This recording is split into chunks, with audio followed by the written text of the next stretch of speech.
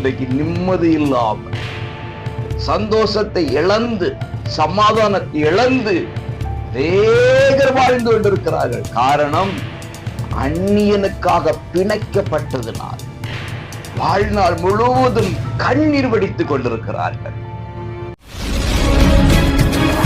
தேவனுக்கு பிரியமானவர்களே, இயேசுவின் நாமத்திலே உங்களை மனதார வாழ்த்துகிறேன். இயேசு ராஜா உங்களோடு இணைந்து இந்த நாளில் இருப்பாராக. நீதிமொழிகள் 11:15 அந்நியனுக்காக பிணைக்கப்படுகிறவன் வெகு பாடுபடுவான், பிணைக்கப்படுவதை வெறுப்பவன் சுகமாயிருப்பான்.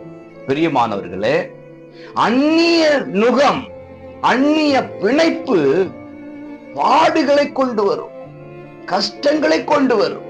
அந்நிய பிணைப்புகளை நாம் வெறுக்கிறவர்களாக இருப்போமையானால் சுகமாயிருப்போம், ஆரோக்கியமாயிருப்போம், மனதிலே சஞ்சலம் இல்லாமல் இருப்போம், மனதிலே சாந்தி உள்ள ஒரு வாழ்க்கை வாழ முடியும். இன்னைக்கு நிம்மதி இல்லாமல், சந்தோஷத்தை இழந்து, சமாதானத்தை இழந்து அநேகர் வாழ்ந்து கொண்டிருக்கிறார்கள். காரணம், அந்நியனுக்காக பிணைக்கப்பட்டதுனால, ஏதோ ஒரு அந்நிய நுகத்தோடு இணைக்கப்பட்டதுனால இன்றைக்கு தீர்மானிப்போம், அந்நிய உறவு, அந்நிய நுகம், அந்நிய பிணைப்பு வேண்டவே வேண்டாம்.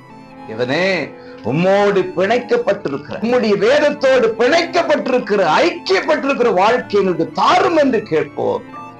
அப்படி அந்நிய நுகத்தை வெறுத்து தேவனோடு இணைந்து வாழும் பொழுது சுகமாய் இருக்க முடியும். இன்றைக்கு கர்த்தர் சுகமாய் உங்களை தங்க பண்ணுவாராக.